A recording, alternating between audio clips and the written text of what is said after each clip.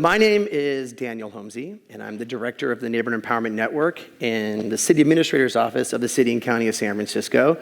And it's really an honor to be able here today come out and share with you the work we've been doing for the last decade to perhaps address one of the most important challenges of our time, which is just making sure that everybody every day has the same opportunity to succeed regardless of the stress or shock that comes their way. Seems like a reasonable standard to achieve, right?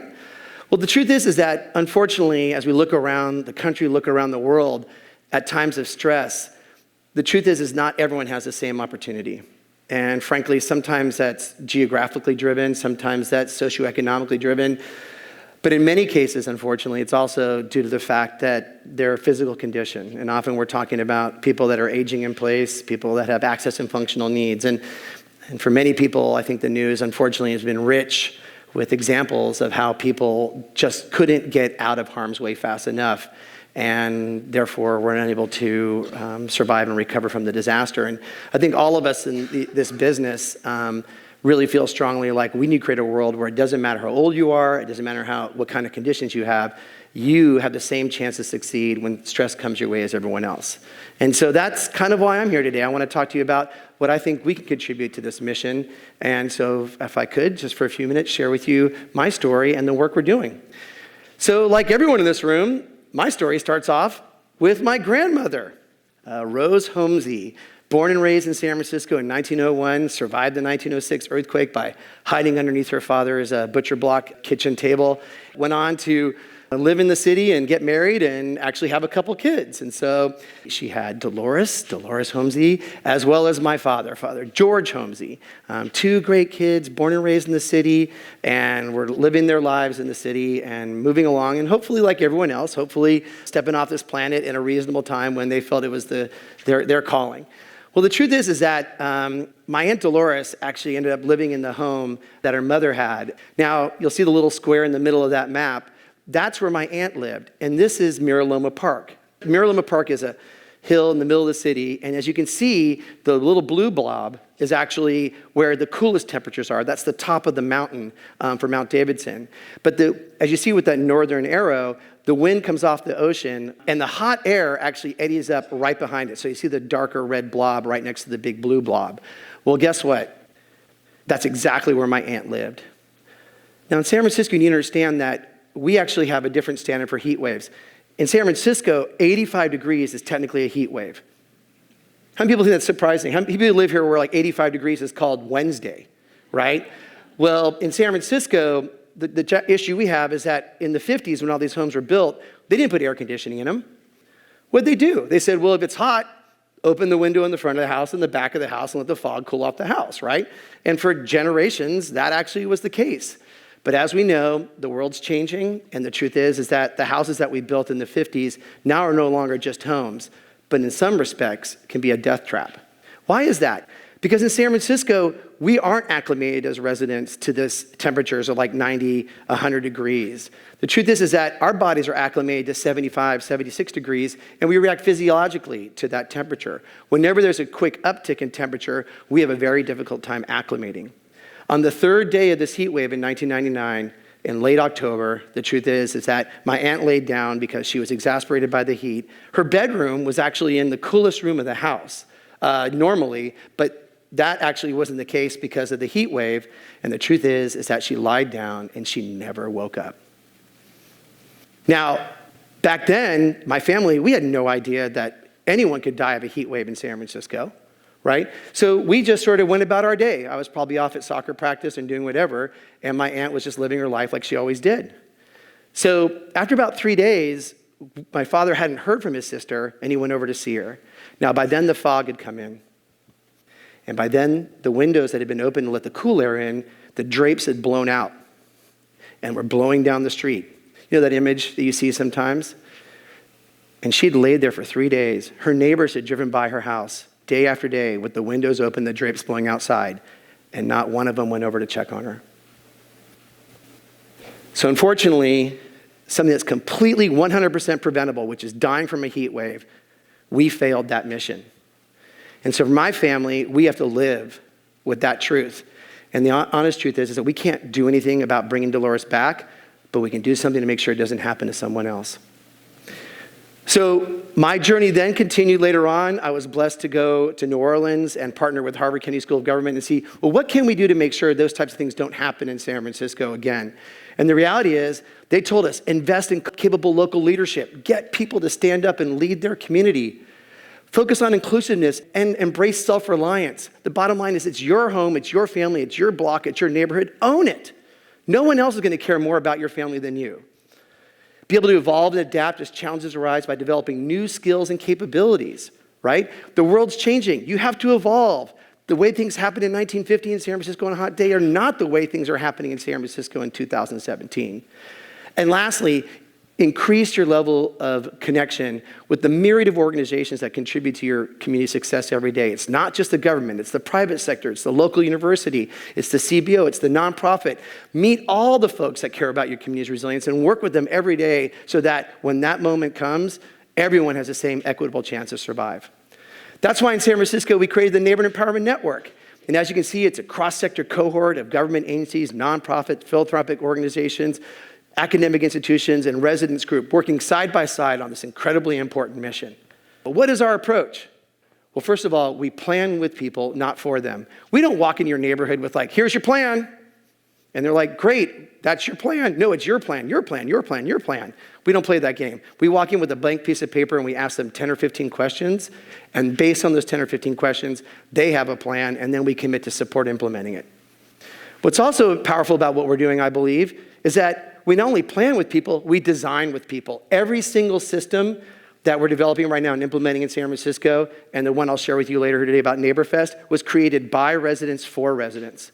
The power of that is when I go into a neighborhood with my typical sort of Tony Robbins evangelical approach towards this work, they're like, okay, what consultant did you hire to put this together? I'm like, consultant?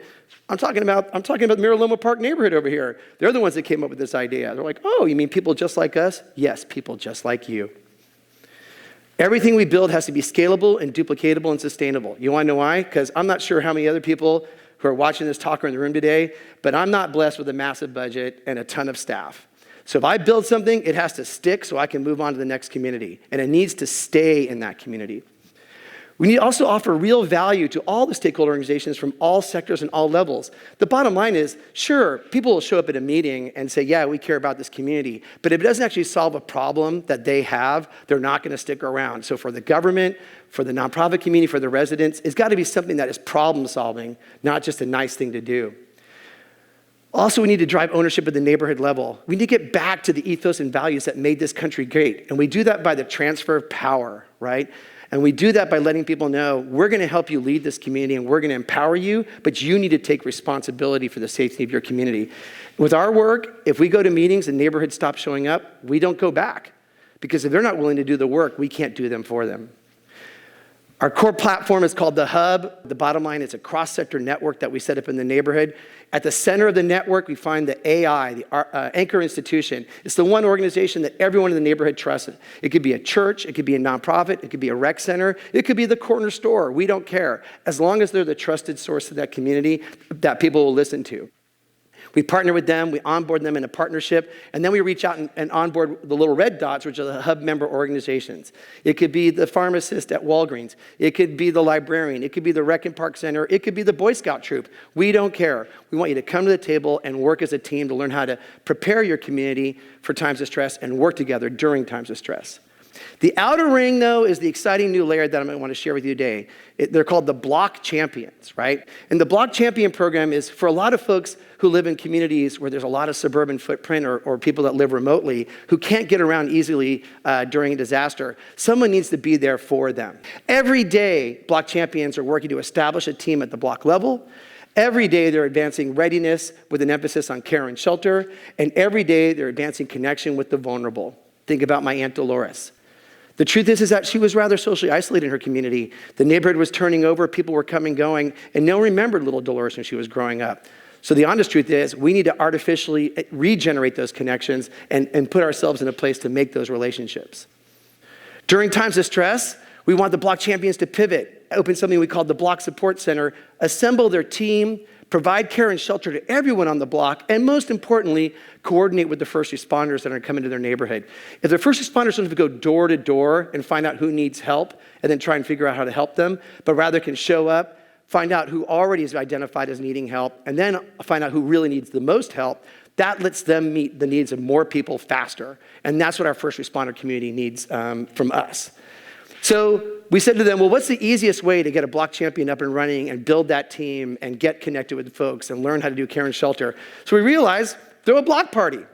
And my good friend, Professor Daniel Aldrich from Northeast University, is one of the biggest champions for the Neighborfest program because he has proven quantitatively and qualitatively that in situations, fast-moving disasters, such as the tsunami in Japan, that it wasn't the size of the seawall that was the X factor for your survival. It was the level of social cohesion you had with your immediate neighbors and friends. So the bottom line is, job one for us is to get down to the block level and make sure that people are connected and make sure that people trust each other. So with the Neighborfest program, it's very simple. What are our target capabilities, right? First of all, connection. We want people to be able to assemble a team and work together to prepare and respond to disasters. We want to increase social cohesion amongst the residents. Do they even know each other? You can't help someone unless you know someone, and you certainly can't help someone unless you care about someone, right? And we want to increase the connection with first responders. All too often, the first and only time people meet first responders is frankly when things are going wrong. Now, I'm just going to tell you right now, that's not a great time to start a relationship built on trust and reciprocity, right? So let's get our first responders into these communities and meet these folks today. Secondly, capacity. What do we want to focus on? Well, first of all, everyone may know about a program called the Incident Command System. It's a really smart way to either plan how to respond to a disaster or put on the world's greatest wedding. So we realized, what if we took the toolkit and actually showed them how to organize their block party, but actually using the Incident Command System? We want them to asset map their neighborhood. Where are all the mission critical resources? If we can't get water, power, and sewer, everything up and running as quickly as possible, where can you find food in your community or medical supplies and meet your needs without us? Mass feeding, let's face it, the first thing people want to do after a disaster is get together and eat, right? It has more of a symbolic, social feeling than anything else, but feeding people is critical. We want to be able to help them create strategies to communicate in a culturally competent way. Our neighborhoods are changing. Not everyone in the community went to the same high school and speaks the same language anymore. We need to be able to work across those barriers and help each other because we care about each other. But learning how to engage folks that may not speak the same language as you or come from a different culture, that takes a little time. The block party is a great place to start that work. And we need to increase the level of readiness of our neighbors. We talk about kits. I'm all about kits, but about not only what's in your kit, it's about who's in your kit. Again, pointing back to Professor Daniel Aldrich's work. Lastly, resources. In San Francisco, we're blessed. We give everyone a big red bin of disaster supplies donated by Recology. That's our local garbage company. Gloves, hats, helmets, Visqueen, the kind of things you need to help people shelter in place. They've also identified all the local resources on their block for their block party, and they've identified all the local resources in their neighborhood so they can actually work together and tap into those resources post-disaster. What are the benefits we have for our agency partners? Well, let's face it, this is a program that we want to bring and share with other communities. So, of course, the people in charge of preparedness, what's the benefit to them? First and foremost, identifying hyper-local leaders. Everybody will tell you in the emergency management business or in the public safety business, knowing the person on the block that is the mayor of the block, that people will listen to and have the intel and advice on what to do and how to move forward during times of stress. Job one, find that person, buy them coffee, give them your cell phone number. They will give you more of a better heads up than anyone else will. It's a culturally competent outreach. Going to a block party in one community like the Mission and going to a block party in the Richmond district, they're going to be totally separate. But I guarantee you it'll be culturally competent. Why? Because they organized it. Also, by working with them now and letting them know you care about them and you want to make their neighborhood safer for them to live and age in place and visit and shop, builds trust with your agency. So when you show up and everything's gone wrong, they're building on a positive experience, not creating a new relationship in a negative environment. There's a huge reduction in staffing and event costs. I'm gonna tell you right now, I've organized and put together more resource fairs and more like meetups in communities around disaster preparedness. And I'll be honest with you, if I look at the amount of time I spent and the amount of money I spent on that event and the number of people that I actually felt showed up and got the kind of contact and behavior changing messaging I wanted, I will tell you, it didn't pencil out. Didn't pencil out. The best thing about the block party is they organize it, they buy the food, they close the street, they program it, and then we just have to show up for 2 hours and just talk to people, right? So an incredibly powerful benefit. It's a better event than I ever could have put on. And yet at the same time, though, I got to spend my time advancing my mission, not putting together a block party. And it's about quality time with hard-to-reach residents. I'll tell you right now, I've been to these block parties before, and I can't tell you how gratifying it is to see the doors open, an in-home supportive care person come out with someone in a wheelchair and wheel them out to meet their neighbors and connect for the first time. And if you ask me anytime, you can ask my wife when I come home. She goes, how was your day? I'm like, I'm going to tell you my day was phenomenal. Why is that? Because we did a block party today, and I know people came out for the first time and met their neighbors that they had never met before. So for a lot of our agency partners, these are the 5 things that really get them to look at this thing more seriously. So what is a block party? Well, again, it's all about the food, right? The one on the top, that's the block party I host on my street, Bella Vista Street in San Francisco. In other words, I eat my own dog food. So everything I'm telling you that I suggest you do, I live and breathe every day in my own life. And I think that's really important for all of us to recognize is we got to stop advising people to do something that we're not doing ourselves because they can tell. So one thing I want all of you to do is think about going home and throwing a block party and when you move forward. Remember I talked about the cultural flair? Look at these block parties. There's my buddy Jeff Coffey and his band rocking it out in the corner. But the upper right, on Ford Street in San Francisco, they pull out vintage pinball machines and have a tournament. How cool is that? On Elizabeth Street, here's the Elizabeth Street block party. In the middle of the block party, a belly dancing flash mob. How great is that? Well, let me tell you right now. Let me ask you, your next resource for planning, you're like, okay, I need some people to volunteer to belly dance, right? No, not gonna happen. This community, I'll tell you about 20 minutes later, these 2 women were surrounded by 35 people all dancing in the street, right? The best block party ever, or at least one of the best. I don't want to get any trouble with some of my friends, but one of my favorite block parties I ever attended. But then here are the first responders, right? Here's the police department working with residents, connecting them, talking about their priorities and goals and objectives. There's the fire department as well. And then even more perhaps importantly, below them is our CERT NERT team out there, engaging their neighbors, talking about how they need to work together during times of stress, explaining the benefit of the CERT program and why it's such a powerful way to basically transform your commitment to your community in a way that actually addresses important needs they may have one day. The last thing we do is we actually come in and run a tabletop exercise. I'm gonna take a second here and focus on this, right? So we run this thing called Map Your Resilient Field. On the left, you see that column and the large vertical photo. That is the street. We actually go into the satellite image and pull the image of their street. And then on the left, we build on the Map Your Block methodology and actually have each person mark on the street where they live and their name, address, and phone number. So first of all, they inventory where they are. Then we pivot over and say, let's play the world's greatest game. What's it called? It's called Map Your Resilientville. And we say, if there's a major earthquake and for 72 hours there's no power, water, sewer, electricity, or communication coming in your community, where could you find these mission critical services and resources in your own neighborhood? So as you can see on the left column over there, you can see they're looking for water, power, and convening space, right? It could be in their home, it could be on their block, it could be in the neighborhood. On the far right, again, food, shelter, medical. Where would you find these resources in your community? I gotta tell you, I've worked in the city for years and I look at our asset maps and I look at the asset maps that people come up with, they are so much better. People are like, oh, I have a spring in my backyard that every year generates fresh water. I'm like, that's not on my map. Or my neighbor next door is a chiropractor. He has a ton of medical supplies. That's not on my map. So they actually find the resources in their community that are real and tangible, things that we would never know in a million years down at City Hall.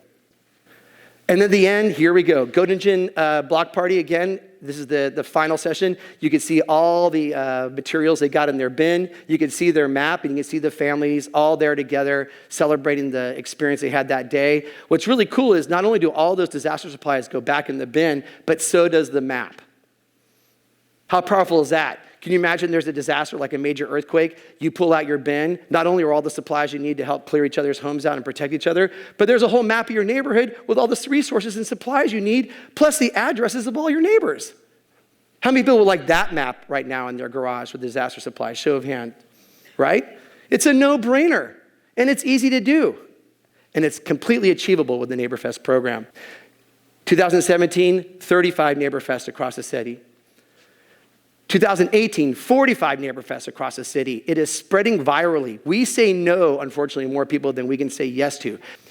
Closing out my story, here's my pops, George. Again, love my dad, lost a sibling in a heat wave. fast forward 2015, guess what? The heat returns to San Francisco. My sister and I, who's also an emergency manager, were like, we're not gonna let this happen again. We're calling Dad, we're talking to Dad, we're going over there, we're making him drink water. But guess what? We turned our back for a minute. He took a Claritin because he thought the allergies were kicking in. All of a sudden he got sleepy. He went upstairs to the hottest room in the house, his bedroom, fell face forward and laid there for 12 hours.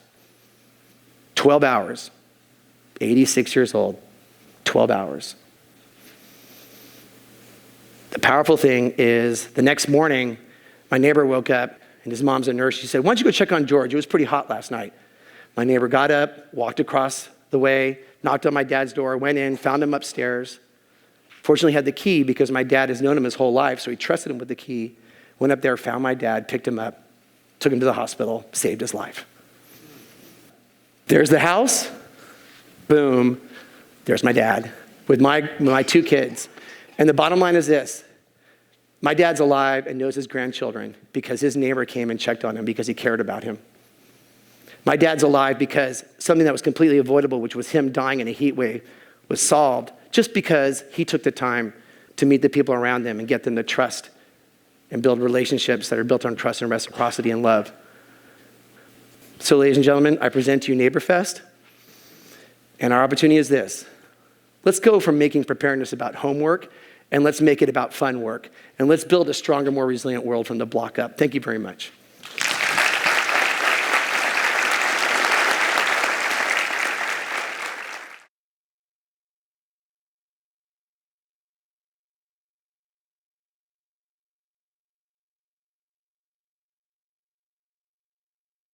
Well, the first thing you want to do is go to neighborfest.org. That's where you can find all kinds of toolkits and tips and resources and videos and a lot of other powerful tools that will help you, we believe, put on the world's greatest block party.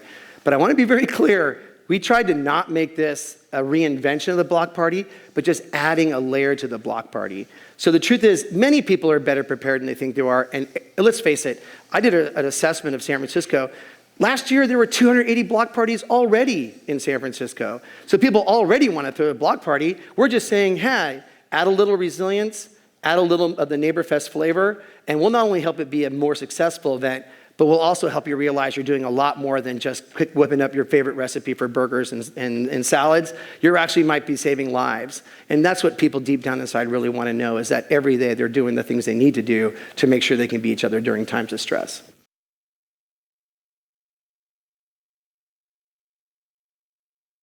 Now, I love that question, and it's kind of the reason why we created Neighborfest, is because we know people are going to activate, we know they're going to respond, we know they're going to do their very best. But the truth is, I kind of feel like writing a book one time, which is called like How to Save Your Neighborhood Without Killing Everybody, right? The old like, well, if 2 drops of bleach are good in water, a cup must be better, right?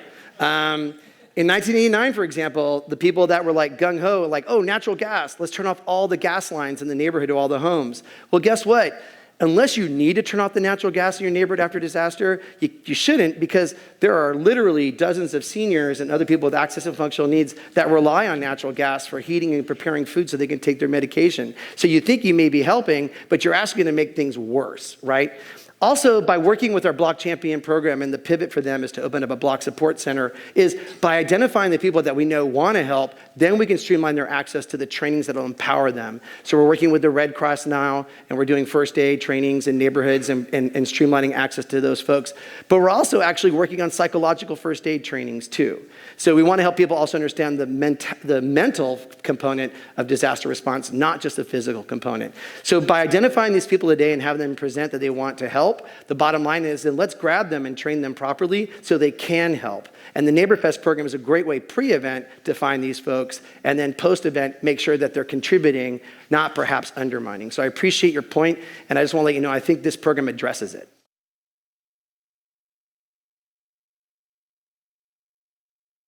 Did you know in the 9th Ward that someone who was on the President's Council for Preparedness and Disability drowned on the phone with the White House calling for help in the 9th Ward, right? And the point being there is we need to also encourage the people that are living with these conditions to make an effort to engage those around them. It doesn't matter if you know someone in the White House. Does the person next door know they have mobility issues and will need to help get down the staircase, right? And so this is a very difficult nut to crack. And the Block Champion program and the Neighborfest program, what we want to actually do is help them understand the latest techniques and strategies for not only engaging folks, but not going to them and saying, oh, you're in a wheelchair, so you're going to be a victim, and I'm going to save you after disaster. And like, whoa, whoa, whoa, whoa, whoa. I'm not a victim, I'm a survivor, right? So also how to look at people not as being a liability, but look at them as being a resource and a partner, because you might get that person out of the building and find out they're a retired police officer, and they may run your incident command post and save a bunch of other people's lives. So I just want to put out there that it's not always looking at people as saying like, I'm the hero, you're the victim, but saying like, we're partners, let's work together, and let's get you in a place where you can contribute to your success as well, pre and post disaster.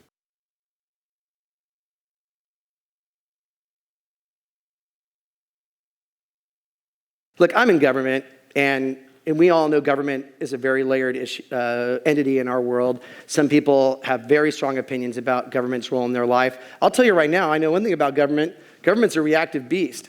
So if one person calls from the neighborhood and says, you don't understand, there's a massive problem, these trees are blocking our way, et cetera, et cetera, et cetera, they'll be, okay, that's what you're concerned about. Then the next person calls, you don't understand, the roads are broken, we need to fix this. You don't understand, there's so-and-so.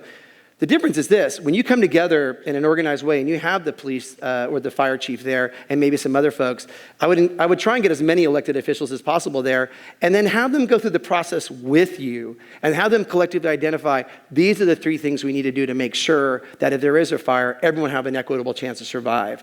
And then leave that meeting with the agreement that on the mitigation side, we would like this county to focus on getting these 3 trees out of our way. And that's a partnership between the government and the residents, but it's also about a consensus, meaning the government wants to make everyone happy, but can't do it individually. But when everyone agrees on what they want to do, the government really does. They make that a lot easier. So really look at that collective impact model and look at the same organizing they do around every other issue, land use, transportation, and public safety, and realize the more you speak with one voice, the more likely that one thing will happen.